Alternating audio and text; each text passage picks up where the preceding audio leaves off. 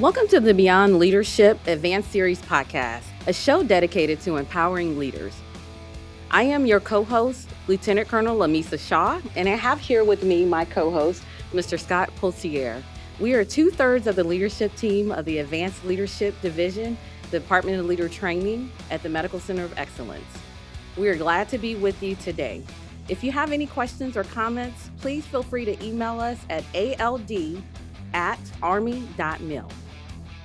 On today's episode, Beyond Leadership, the Advanced Series, we're honored to welcome our very, very special guest, our U.S. Army Medical Center of Excellence Commanding General, Brigadier General Clinton Clint Murray. Sir, thank you for graciously accepting our invitation and welcome. It's great to be here, and thanks for putting this on. It's wonderful to be on the first episode and be able to share some thoughts on leadership. So thank you all for doing this. Excellent. Thank you, sir. We appreciate you. So, sir, let's just dive right into questions. I'm ready. All right. So could you tell us a little bit about yourself and your leadership journey? Yeah, it's probably important just to take a step all the way back, right? So both my parents grew up in the Congo. Actually, were missionary kids. And I think that's sort of probably eventually led to why I became an infectious disease doc. I'd hear stories about them having malaria, or, going down to the river in the falls and, scaring the crocodiles and the elephants and the rhinos away before they went swimming in the water. And then growing up, my mom was a Texas history teacher, which sort of gave me that passion. I didn't really know it, but the passion of education and mentoring and stewarding.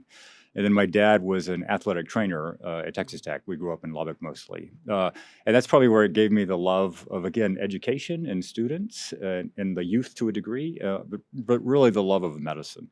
And then from there, went to medical school at the Uniformed Services University, where I continued to just sort of have that passion. My mom joked that I'd want to be an Army physician as long as I could remember, and meeting your goal a bunch of decades later was sort of fun. And then I did my residency at the old Walter Reed, and then came down here to San Antonio and did my infectious disease fellowship. And then truthfully, was just sort of a clinician, educator, researcher at Brooke Army Medical Center, really from 1999 all the way to about 2017. Living straight in San Antonio that whole time, which is sort of crazy from an Army perspective when you really think about it. And then that's when you were doing sort of that local leadership, where you're really leading at the bedside, you're leading your patients, you're leading your residents, you're leading your fellows, you're leading at the service level or the training level, but not really in the command space. You get to watch lots of commands. And it's as you take a step back, if you're stable for 18 years, the hospital is stable for 18 years. The leadership is mostly stable. What changes are the commanders. So the commanders would come in, they'd have a new philosophy, a new approach, and you could tell pretty quickly if it was going to work or not work. And it was sort of an interesting, as you make it almost a science equation, what parts of the equation you keep stable and which parts move. And I think there was a lot of development in my leadership without knowing it, just watching leadership styles at the front of an auditorium and a town hall, and then how the organization was run. And then that's really where I then sort of moved off to really command leadership, where I was the commander of the first area medical lab, which is a chemical and biological, radiological, and nuclear sort of point of injury unit, very small. So as an 06, I was in charge of about 40 people. Which is actually less than the number of people I took care of at PAMC. And then there, I went to be the USFK, United States Forces Korea surgeon. First time I was a command surgeon was at the Joint 4-star level, sort of interesting space.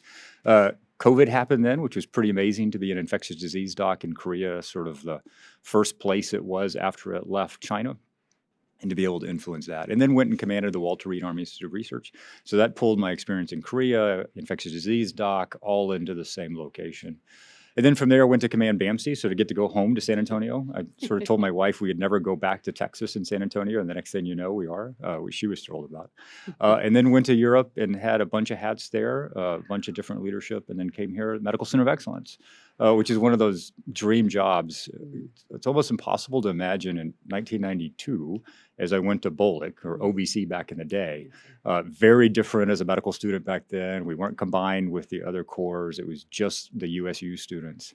And then to come back this many years later. And what's crazy is the commander then was actually an infectious disease doc who did HIV research. You would never thought about these connections spread out by almost, 32, 33 years. And then I'm also the medical corps chief. So if you look at that, you can see this this growth curve that sort of the system probably accidentally talent managed me along the way. I don't think it was an accident, sir. Nah, there's probably a little bit of work, but probably a lot of other people pushed into me, a lot of coach, teach, mentoring. And I really like the word sponsoring. If you don't have the sponsors after they coach, teach, mentor you, you're actually not going to move into the right spaces the way you should. And I think that's sort of what put me into that leadership role, and then really drove how I approach and think about leadership. So maybe a bit of a long answer, but hopefully it gives you the sort of the fuller story of how I got here. Yes, sir. Wow. So, sir, thank you. That's an incredible journey. Yeah, sort of fun. Yes, sir. And thank you for sharing it with us and with the audience today. I'm sure you'll have some questions as you walk the hallways based on this, on your journey. So, sir, ADP 6-22 defines leadership as the activity of influencing people by providing purpose, direction, motivation to accomplish the mission and improve the organization. Can you define leadership in either a doctrinal term or perspective or in your own terms? So I can tell you, I use that definition every time. Awesome. And the reason I use it is, I'm in the Army, I'm at the Medical Center of Excellence, where we should really nest in doctrine, which is important. But I've actually used that definition for a bunch of years now. And it's interesting. You can go back and look at the last doctrine update, and it was actually all the same but one word, right? So the activity versus the process. Absolutely. Some people think leadership is about sort of the vision statement. It's about more than management. Management is oftentimes a process, where I think leadership is more about outcomes. I think management is more about a mission statement. So I think the change from process to activity sort of took that into consideration, as process may be a little bit more of a management, where the activity is sort of moving folks right and left. And if you go back far enough, you start hearing words like art and science of leadership. So it's sort of interesting if you tease out the definition over time. The interesting thing is I've pulled the Army, the Navy, the Air Force, the Marines definition of leadership. They're not the same. Wow. And I've actually, when I was in Europe, pulled the UK. I like it. It's the shortest. I can't say it with a British accent, so I don't repeat it very often. But everyone has a slightly different definition. So I think it's got to come back and sort of fit you. I think it has to fit where you are in your career, where you are in the organization. But I like that one because I think it empowers me to do what I think we uniquely have to do as leaders. It's about mission. It's about the organization, which really means people. It's about activity. It's not about orders. It's about influencing. It's not, the knife hand kind of story. And then if you look at the three words it does is, motivate, direct. I mean, those are just great action words. And if you do that right, the organization is going to be okay. If you don't get those right, your organization buys some risk. So I love that definition. Yes, sir. Wow. So, sir, thank you for sharing that with us. As I was doing research, I looked, of course, at the last ADP definition, and I did notice that there was a change on activity, and the current one is from November 2019. So I do see an evolution. I think it's one of the great things that you said, and you said many great things, is you said doctrine, which is very important. And of course, our higher command is the training and doctrine command. So we all go back to doctrine at the end of the day. And that's what we do here at the Medical Center of Excellence. It's sort of learning that common language, right? I mean, we go to medical school mostly to learn a language and how to think. And then in residency, you get to fine tune that language. But it's the same thing in the Army. I mean, we're in two professions. We're a dual profession, the profession of arms and profession of medicine. And each one of them have sort of a baseline that you should start from. And you can move off of that. But you should know where the commonality is. And that's why doctrine is so great, because it gives you a common language. It gives you a common starting point that we can all move from. You don't have to stay there, but at least be able to say, this is where our commonality should be. And if you look at a profession versus a bureaucracy, the profession, that's what we do, is we sort of give each other the sort of the right and left barriers. We sort of police ourselves, we control ourselves. And I think that really starts in those expectations, which I think are driven by doctrine. Awesome. Great. Thank you, sir. Thank you for answering that and giving us some additional information. So, sir, I'm going to talk a little bit more about your leadership style. I'm sure the audience would like to know more. Often in a leader's leadership style is developed by experiences and challenges. So my question is, what pivotal challenges have played the biggest role in shaping your leadership style?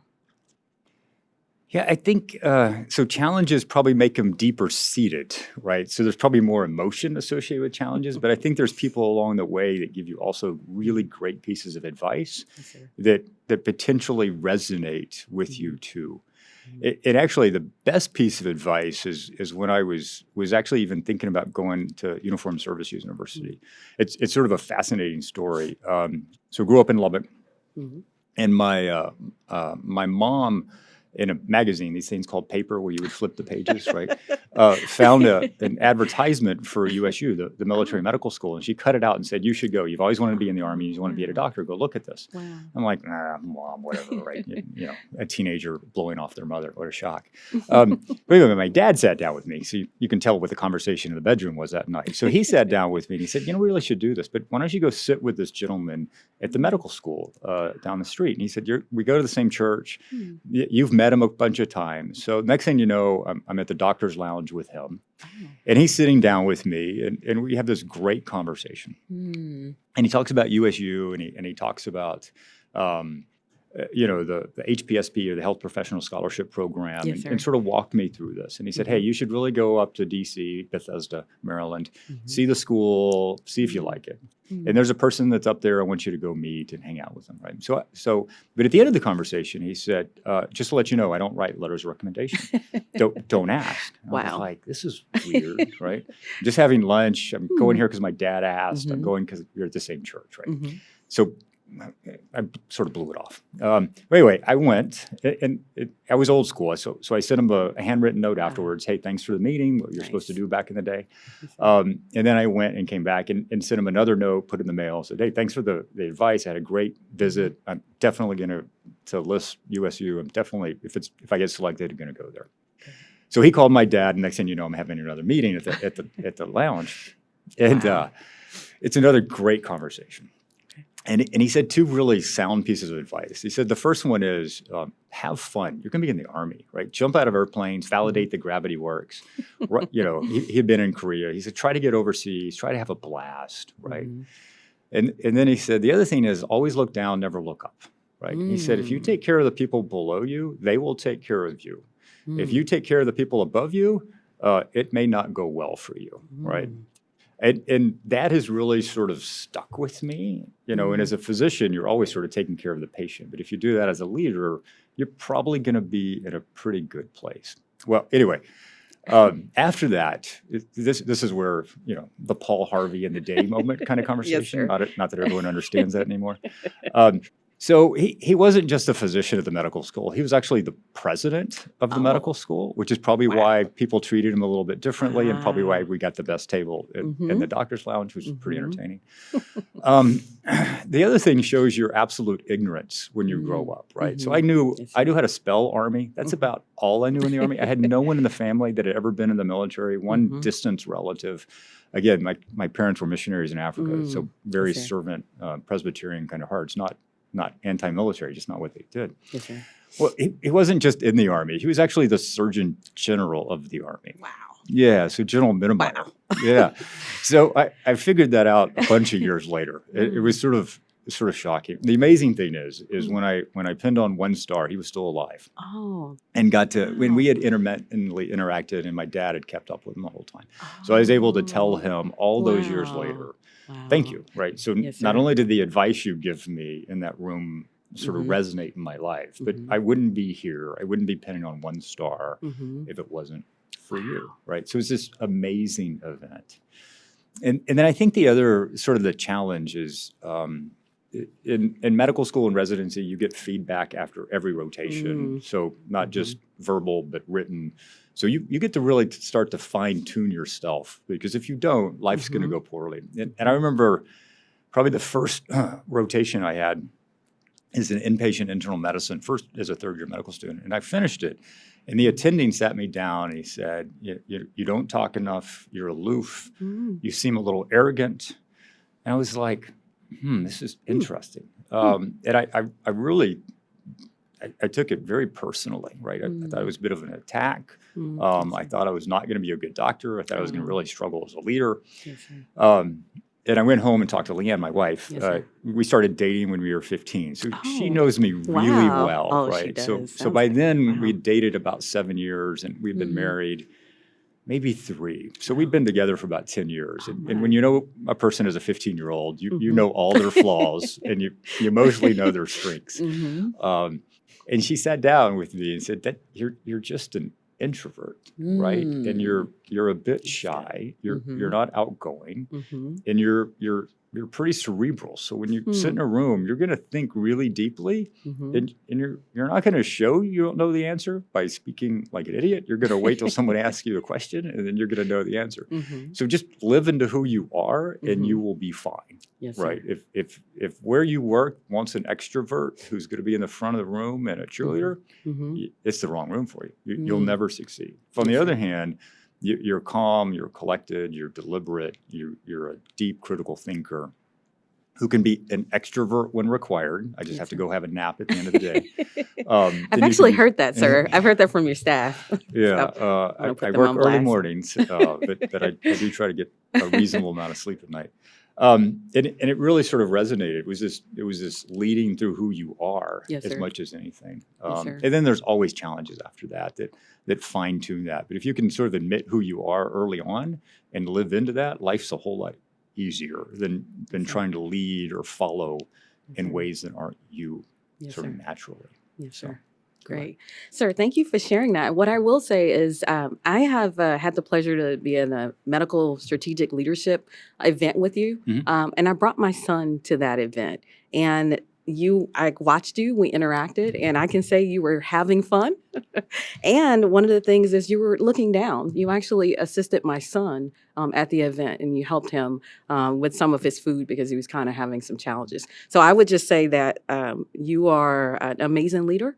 And I can attest to the advice that you were giving that you are living that. Yeah, thanks. Yeah, it's all about people, right? Yes, I sir. mean, no one's better, no one's worse. We're just Mhm. all people, and Yes, sir. we all have good days, we all have bad days. If you're not leaning into people, Mm-hmm. that you're just not going to be successful as an organization, as a society, as a person, as an individual, as a Yes, sir. family. So thanks. You told Yes, me sir. that the other day. It was Yes, very sir. special to Yes, hear sir. because you don't really know when Mhm. you have a moment in people's lives. Yes, You're sir. just doing what you do. Yes, sir. So that feedback's really important. Yes, So sir. thanks. Great. Meant a Thank lot. you. Yeah. Thank you, sir. And so, sir, thank you for sharing your leadership journey. We'll continue on with your life and leadership document. So, in this document, you list 18 C's. And those C's are competent, character, commitment, courage, confidence, communication, creativity, critical thinking, collaboration, community, connection, cognition, capabilities, compassion, capacity, cool, calm, consistent. Which one of these C's has been the most impactful in your journey I'm and glad. why? Yeah, I'm glad you read those C's off because I couldn't have pulled those out of my head to say. And probably more importantly, thank you for highlighting that document. So Yes, every sir. time I start a sort of a command or a new job, I send out a document that describes who I am. Right, it sort of talks Yes, sir. about my background. It sort of talks about my philosophy, sort of my priorities, Mm-hmm. and then sort of pearls of wisdom, I guess, Mm-hmm. over time. Mm-hmm. And then just some big picture. And the reason I do that is that everyone's trying to figure out the boss, and the boss is trying to figure out everyone else, Mhm. right? And if the boss can sort of tell you who they are up front, and you listen and pay attention, the time it takes the two of you to get to know each other shrinks, and you Mhm. become a more effective team. Yes, sir. I think you get to the space where you're in a good battle rhythm a lot faster. So I try to share that. Yes, I'm sir. impressed at how many people might not read it. I'm impressed at people that come back 3 months later and say, "Do you know you're an iterative thinker?" I'm like, "Yeah, Mm. it's like sentence 6. If you read sentence 6, it would have told you how to give me stuff." So the C's, it's actually sort of an internal joke. I remember going to multiple leadership conferences, and people would say, "You should lead by the top 3 C's," and they would give me 3 C's, and I'm like, "Huh, those are great," and I'd write them down. And then, the next person, later that day would come in and say, "You should lead by the 3 C's." And they would be completely different C's. And I'm like, dang, how many C's are there? Mhm. And Yes, then, so at the end of this, they're just C after C. And then you almost, go to the dictionary and sort of write out these C's. Mhm. And that's why it's a little bit of a joke in there is which C's resonate with you Mhm. and maybe your team, but probably first with you. And Yes, then sir. how do you come back? Yes, sir. And as I think about this, and I've thought about those C's and which one's number one and number two and number three over time, and what I've come back to really think is, you almost, I struggle saying this out loud, is it comes back to what does the Army think the top threes are, C's are, right? So character, commitment, competence, Yes, right? sir. It as a physician and as an Army leader, I think it all starts at character. If you don't have the right character, then this is potentially going to go the wrong way. And that's really true as a physician. It's really true in the Army, especially in a deployed setting. And it's really true as a leader and a follower. And then I think the next one really is, are you competent, right? As a physician, I better be competent. I better know how to be an infectious disease doc. And I still give up lots of my 4-day weekends. I gave up, part of Christmas this week to continue to be an ID doc at the hospital. Because if you can't be a tactical leader and understand the space of competence that you think is really important, it's going to struggle with you getting up to the top. And I'm amazed at what people tell this, what looks like a specialist when you walk around the hallways. They don't realize there's a general on. What they'll tell you when there's no aide de camp next to you. Share with us. And no DCCS. There's all these things that they'll tell a GO or a general officer. That time. And then I think that the next one is commitment. This is long ball, right? I mean, I say all the time, I wasn't an adult till I was like 32. So you finish, 12 years of high school, elementary, middle school, and then 4 years of college, and then, you're still not done. And then 4 years of 4 years of medical school. You're still not done. And then 3 years of residency. You're still not done. And then 3 more years of fellowship. And they say, well, you're not a really good doctor until 2 years after you graduate. So when you add all that time, you're like in grade 32. Wow. And it's just crazy. So you better be committed. But in the Army, what I knew as a lieutenant and a general officer, if you weren't committed along the way, you're not going to get there. And then the last one is, we talk about communication. I like the word connection better. Oh, okay. And the reason I say that is I think we communicate as a society better than we ever have, but we connect worse than we ever have, right? We connect at a personal level, over a lunch, over a meal, over, hanging out with your son at a rodeo, right? Yes, sir. That's where you're going to connect. But communicating through a text or communicating through Snapchat, which deletes, the next time you look at it, or a messaging app, that's communicating, but it's not connecting. I think connecting is a little bit more in the heart space. I think it's more in the emotion space. And I think we got to connect better than we ever had, especially with all this goes on and has for really a while now, just from all the emotions. If you're not connecting, you can't get to a safe space for both of you and then collectively. Yes, sir. So anyway, that's where the C's started and then sort of where they settle out in my head. Awesome. So, sir, wow, you said a lot, and I'm thinking of quite a few things. And of course, you started with character. You talked about being competent, commitment, and connection. And that's why we're doing this podcast today. It's not the reason, but it's important to connect with our current leaders. And so we're very gracious and thankful that you're connecting today. Yeah. All right. So, sir, we'll move on to to my next question for you. In the same document, you list leadership and readiness, ... readiness. The formula that you have on there is trust more, believe more, care more, expect more equals excellence. This captures a very powerful leadership principle. Can you elaborate on this formula and how it's shaped you as a leader? Yeah. So I think it's what it equals is really important, is that excellence, right? That's that, where do you want to be, the pinnacle, the summit kind of conversation. Again, it's great coming to the Medical Center of Excellence. So the Army recognizes how impactful that word is. So, it's got 12 centers of excellence. And if you do that right, the Army goes well, right? But you have to live into the excellence space, right? So it's just sort of interesting that, I heard that, maybe 15 years ago.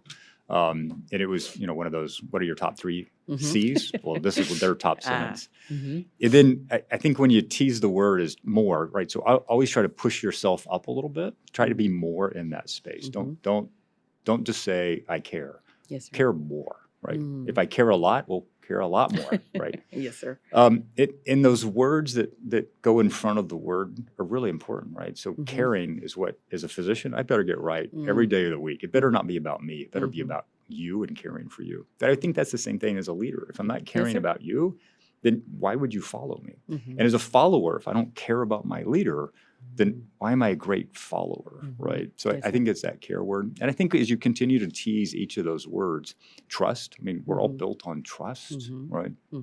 Each one of those are really important.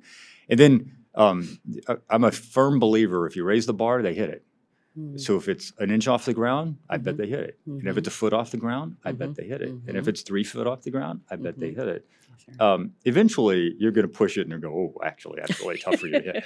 And then that's where I can starting my coaching, teaching, and mentoring. Because if you keep hitting this on your own, well, keep going. I'm going to push you until you hit to a point that you need me, right? And I learned that as an educator. I'd start asking you questions. And, people thought, well, you're just harassing me asking questions. I'm like, actually, well, that's partially true. But really what it is I'm trying to figure out where your knowledge stops, where your skills stop, where your ability and behaviors stop. Because that's where I should kick in. If I'm telling you what you already know, I'm wasting both of our time. So how do I rapidly get you to a place where I'm now an added factor in your life versus I'm a confirmatory factor in your life. So anyway, each of those words sort of resonate and sort of deeply push into the spaces I should be more deliberate in each and every day. Wow. I love that, sir. I love the common denominator per se, more. Trust more, believe more, care more, and expect more. So thank you for sharing, sir. Yeah, thanks. Sure. Thank you. I love your stories. We use a video of some of our training programs called the Butterfly Effect. And it's really what you do matters. So the story of you meeting a doctor in a hospital who happened to be the president of the hospital, who happened to be, by the way, the Surgeon General, influenced you to go in the Army. So the moral of the story is what you do matters. So just like that, I'm sure you've had a huge influence on other people's careers and you may never know it. But it's nice that you connected back with him so he knows the influence he had on you. So I really appreciate that. Yeah, thanks. So our office, the Advanced Leadership Division, is responsible for the leadership training program. The leadership training program focuses on and is based on 5 practices. Model the way, inspire shared vision, challenge the process, enable others to act, and encourage the heart. In the model the way practice, they focus on values. What 2 core values best define your leadership? So from a value standpoint, again, I'm going to go back to the Army, right? I really like the Army's values, right? And they resonate with the 2 professions I sit in every day. And there are days that I'm going to say this value is more important than that value at this individual time, right? So selfless service at an individual time is really going to trump some other things, right? I think honor at times is really going to trump, right? I think this concept of integrity, when something goes bad, either as a leader, as a follower, as a physician, you need to have the integrity to fess up and go sit with that patient and their family and go, listen, made an error, right? This is how we got to that space. This is the assessment. This is what we're going to do to make it better. I'm sorry, right? This is what we're going to do for you as a patient. This is what we're going to do for you as a family. What questions do you have, right? If I don't have the integrity to raise my hand and tell you that at certain times, I'm going to get out of balance. So when I look at all of those values, each one of them is really key to me. I mean, I love the concept of loyalty, right? How do you stay loyal to all the things, those overlapping Venn diagrams, all those things are important in your life. And if you get them out of balance, that's okay. But that's why they're overlapping, because sometimes you're a little different in different spaces. So it's tough to drill down to an individual one. Sorry to take a hedge on that one. Well, I appreciate it, sir. But I remember sitting in lots of leadership classes, and they'd put that list of 100 values and say, pick your top 5. And I just couldn't be consistent. So I'm like, fine, I'm just going to go with the Army values because they're pretty good. Yes, sir. And I'll tell you that of the thousands of leaders, both civilian and military, and especially the military that's been surveyed, your values, you said, and the Army values are in those top 5 all the time. So you nailed it. Yeah, I think the other thing to look at, one of the slides I do in one of my leadership talks is highlight the Army, the Navy, the Air Force, the Marines, the Coast Guard, and the Space Forces, their values that they list as who they are. It's pretty insightful. I mean, the Army's is the longest because we had to make a mnemonic out of it. But the other ones are actually pretty insightful also into how each service is a little different. And then even the Space Force is a little bit more nuanced in a newer branch of the DoD. You can almost see it's hitting a little bit more of Generation X, or some of these actually are a little bit older. So they're sort of insightful when you look at it from that broader perspective. So, Yes, sir. yeah. Cool. Also in Leadership Challenge, we conduct an exercise where we ask the participants to share one of their personal best leadership stories or examples. Could you share one with us and our audience today? Boy, this is really tough, right? There's so many times that it's important. What I'm gonna twist this a little bit. Hope you don't mind. I think leadership is really important, but I'm going to argue followership is potentially more important. If you don't have good followers, I don't care how good of a leader you are, you're not going to actually be successful, right? And I remember a couple times in my career, I really disagreed with my boss, right? I really thought they were out of balance. And I told him that. I said, "Hey, I think you're not focused on the right thing. I think the way you're projecting us to move forward is not going to get to the target. Not only are you aiming at the wrong target, but it's not going to even get you to the target you want." And I remember the not necessarily shut up and color kind of conversation, but pretty close. And I remember leaving that room and just being a good follower, right? And really engaging, helping that leader, helping them move into the right space. Putting in poems, putting in measures of performance, measures of effectiveness, or objectives and key results (OKRs), so that I could inform him as soon as possible that this is going great, congratulations, or this is not going great, let's reassess, right? So I remained true to the boss. I remained true to my concerns, but didn't voice them out loud, but put a system around that allowed us to move into that space. So empower the leader, the boss, has a direction, because you don't necessarily know all the other equations that are in their mind. You just know what they said out loud and what they put on a paper. There may be a whole lot of influences he can't tell you about. So the reason you're going to target X is because 12 people told him you're going to X. And he thinks we should go to Y, but his boss told him he's going to X. So he can't say he agrees with you, we should go to Y, because you should complain up, shouldn't complain down. Careful complaining right and left.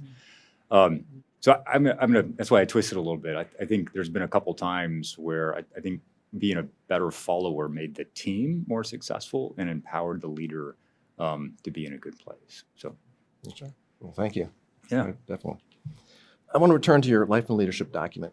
On that document, you have an area labeled self-awareness, and in that area, you list intelligence quotients: and intelligence IQ, emotional intelligence EQ, adversity intelligence AQ, and moral intelligence MQ.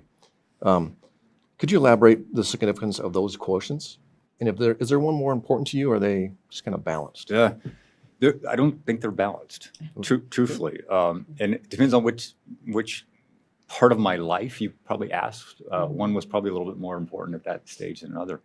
I think IQ gets you to high school, into college, gets you into medical school, gets you through residency, and probably gets you into fellowship. If you don't have the brains, you're going to struggle in some of that space, right? But at a certain point, you're sort of tapped out. Your brain is your brain, your IQ is your IQ. And as a physician, as a leader, the next thing that probably kicks in is your EQ. Are you appropriately able to measure the environment internally, externally? Are you able to communicate? Do you know how to just manage the system? And I think as I sort of matured as a physician, as I matured as a junior leader, that EQ became much, much more important. And I had to be more deliberate in that space. I had to make sure I was working on it. I don't think I called it EQ in the day. I think looking back on now, I realized what I was trying to develop in myself. Because we can all get a little bit better. IQ, maybe you can change a little bit. I think that's debatable. I think we can all get better at the EQ space. And then eventually you probably get to a pretty good sweet spot. You can get a little better and get a little worse, but you're probably in the EQ space you're going to live in. Now the dynamics around that may change, but you're going to be pretty similar. As it became more senior, the AQ kicked in, right? Because I went from there's an obvious right answer, right? We should not be debating this. This is not a mission command space. This is a go do this space. As you move into more of the classic mission command where, here's intent and guidance, go forward, do great stuff. You live more in the adversity where there's not the yes, no, you're living in much more of a risk equation. And then you balance the outcome based upon that risk. And I had to get much better at that as I became a more senior leader, and especially in the role as a general officer. or even an 05, 06 commander, you're living in a lot of risk space. And that's where that adversity, because things are going to go not perfectly. And, half your formation may love you and the other half may hate you. And you just got to move through that and, live off the middle. Don't live off either edges because, live too high, live too low. And then how you do that. The moral intelligence is much more fascinating, right? And it goes back to, just do you cheat on a test in medical school, right? The answer is probably no, right? But we're wrestling with this right now with AI. Should we empower our students to use AI to write the draft? So I went to an AI course, and one of the instructors that also taught in college says he encourages students to use AI. Write every paper with AI. What I want you to grade is how well did the AI do? What did they get right? What did they get wrong? So grade the AI that you use, and was the database right? Because that's what everyone's going to go to. And why are we trying to change that? But learn that AI isn't the answer to everything. But anyway, so this moral intelligence is in this weird space right now, just with AI. But as you become a physician, I had to use it more. As a leader, I had to use it more. And then in a deployed setting, I had 3 pretty substantial events downrange. And they were, from a Geneva Convention. There was no gray area they were in. They were in the absolutely don't do that space, right? Not debatable. And you had to not only individually make the right decision to be in the right side of a Geneva Convention in the morally sound space, but then you had to hold folks accountable who were not, right? It is as simple as, do you put a 50 cal on top of a hospital? Well, the answer is no. But did someone? Yes. Did someone flip the Red Cross back and forth on the truck to move medical supplies and not medical supplies? Yes. Well, actually, you can't live in that space, right? And then there were some patient issues that, they didn't want to treat a detainee who came in because they thought they had killed a couple Marines the day before. And we had a couple medics refuse to treat them. And I'm like, this is not a space of debate. You will treat them, or other things are going to proceed from here. So they proceeded not to treat this patient. It was an emotional event for a lot of people in that room. The interesting thing is, about 3 days later, the MP's equivalent came and said it wasn't them. They know it wasn't them. Right? There's a lot of evidence that it was not them. And I had to sit down with the medics and just say, we need to have a long conversation. Now, the good thing is they're pretty young, pretty junior, pretty emotional. So you could find lots of grace in that space. So you could lead through grace, which is, I think we got to think about. So anyway, so how do you weigh this moral intelligence? And then for us, we have oaths, Hippocratic oath, oath of office. We have our values. We have so the profession of arms sort of gives you all that kind of stuff. How do you build that moral fiber, that ethical fiber? Is important. So that's what I'm saying. I think the IQ, EQ, and AQ went over time. The MQ lived all the time, but dang, it got pushed a couple hard times in my career. Thanks, sure. You can definitely see how those quotients have influenced or followed you through your career as you've matured in rank and maturity. Yeah, you've watched me through a couple of those ranks, as I recall. Yeah, it's been fun. Okay, sir. So I'll continue on the self-awareness. So at the Medical Center of Excellence, we teach at ALD, we teach spectrum training. And this training is doing our new employees onboarding as well as leader certification portion. And then you identify your self-image colors. And just for the audience, I would like to say what those colors are, just in general, those 4 colors. The colors of temperament are blue, gold, green, and orange. And sir, that question for you is, can you share more about your colors and kind of what they mean to you and what you've learned about yourself, as well as how to build and lead a team? Yeah, so I initially tried to use the Myers-Briggs, but I never could remember which letters I were, so I finally gave it up. And colors I'm okay on. I'm probably still not great, but I'm mostly a green and some gold, right? And the green is a little bit more analytical. It's a little bit more intuitive. And that actually fits probably why I became an infectious disease doc, right?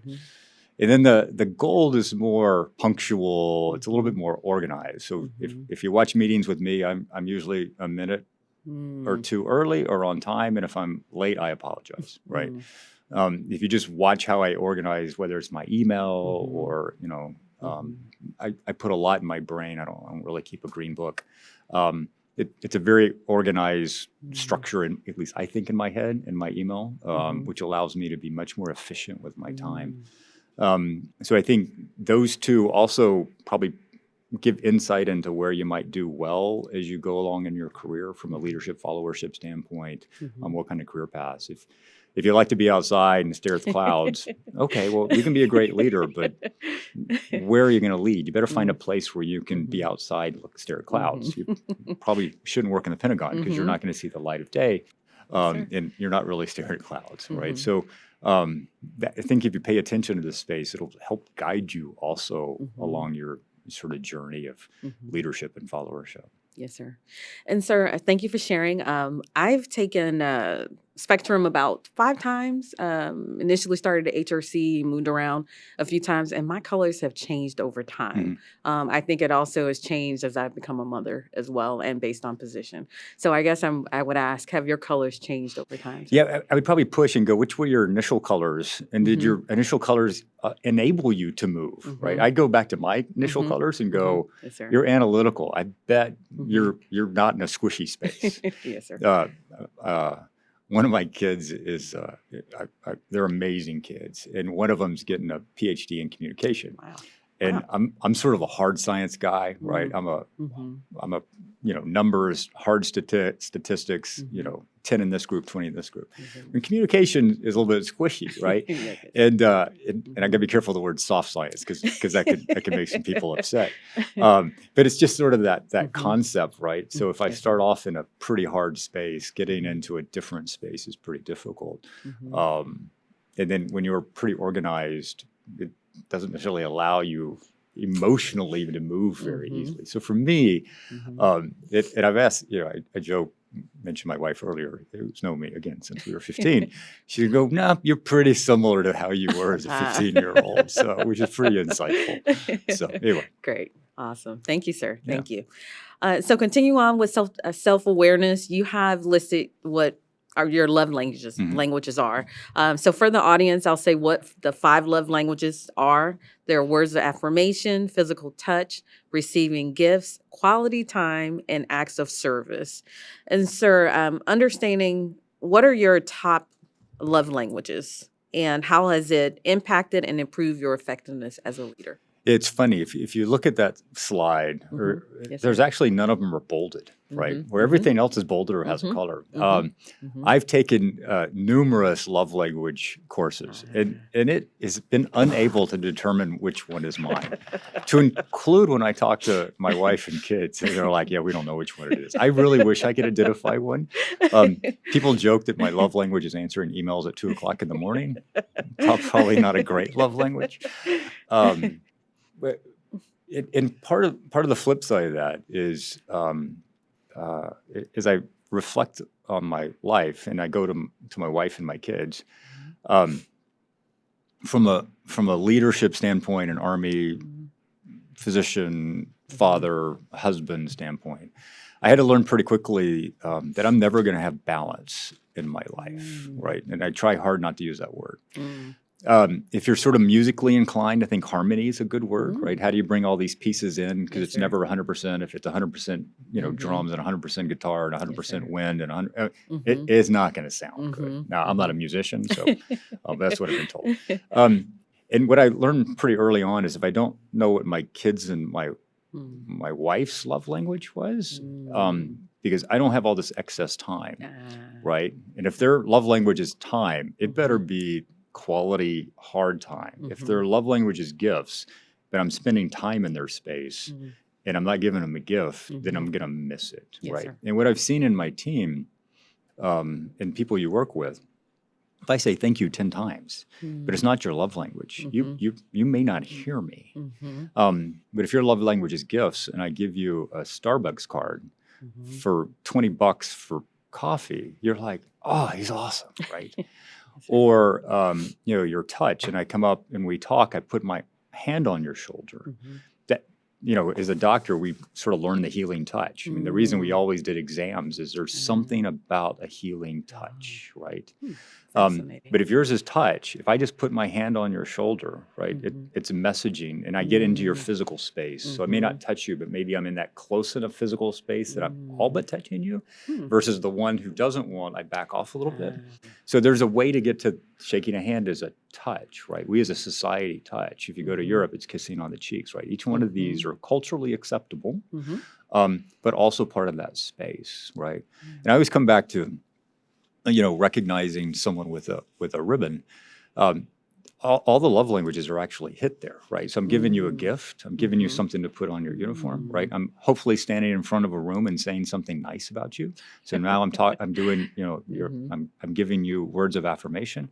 I'm shaking your hand and I'm really next to you. So I'm in your physical space, right?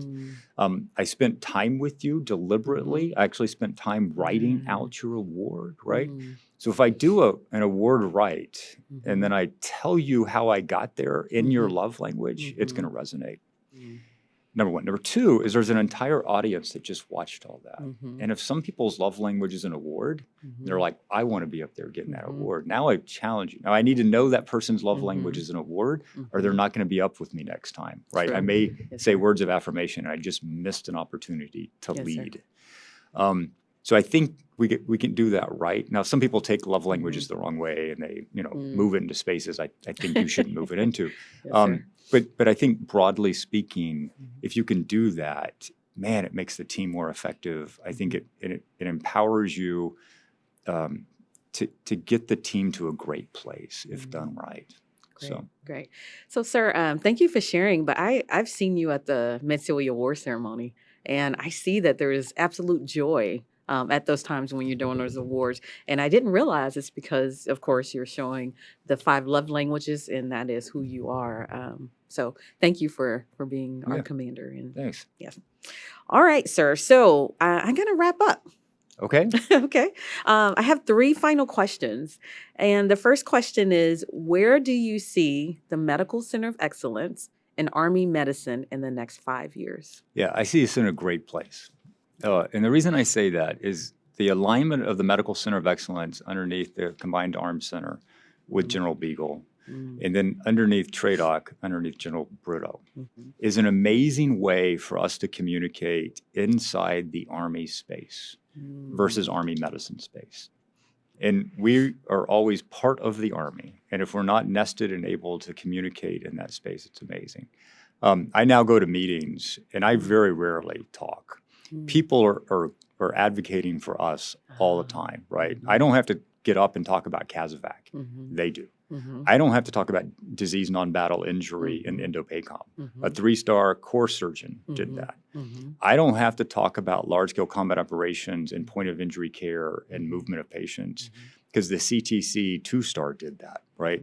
Yes, sir. That only occurs if I'm in that space. We develop relationships, I inform them, and then let them do the talking, right? As a consultant, infectious disease always give advice, and then the primary team does what's my job is to give you sound advice, and then they do all the hard work. I do the big, deep thinking, but they do the hard work, right? So I think we'll be in a great place because we are really sitting in a wonderful place. Great. I think from an Army medicine standpoint, that we're also in a great place. I think we've got great leaders, right? I mean, General Izagiri, incredibly grounded, great person, great family person, great, just great. And then when you look at Echelon, it's just really nice to look at the talent that's spread across Army medicine. But if you look at sort of the deliberate way we're moving forward, balancing healthcare delivery with readiness, balancing an Army mission, balancing a joint mission, balancing a coalition, balancing DHA, I think we are now in a space, everything's sort of settled, and now we can actually move forward.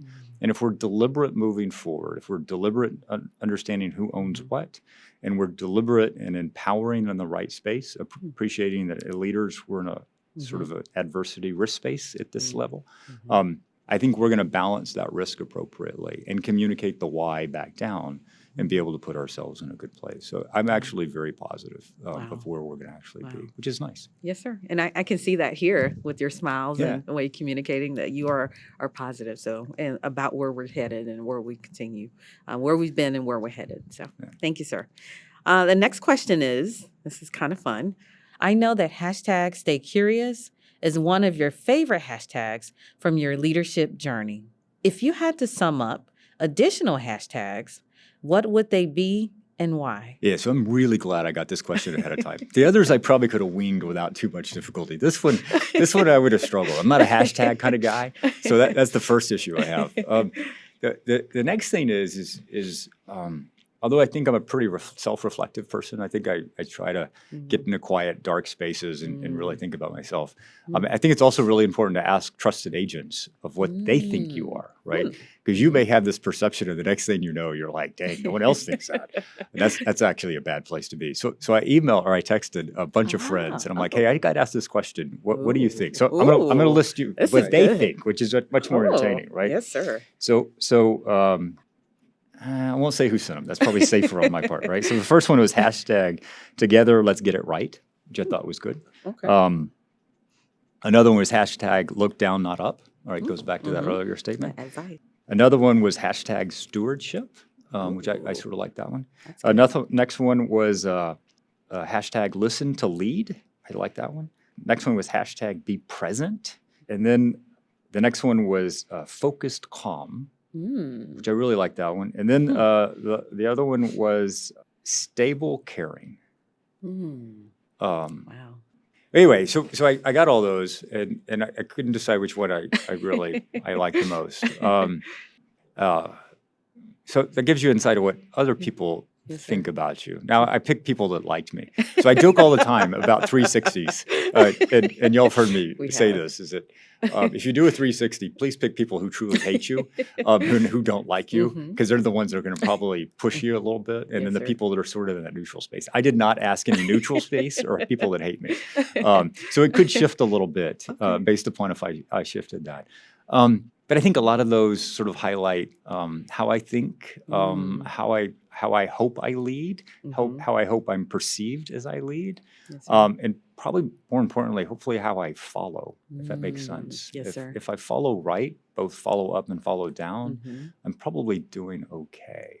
So anyway, Wow. hope that helps. Wow, that's very insightful, sir. And it ties back into what we talked about today and what you shared with us on your leadership journey in your life. The followership, looking down, not up, and all of that. Yeah. It just continues to follow who you are and what I see.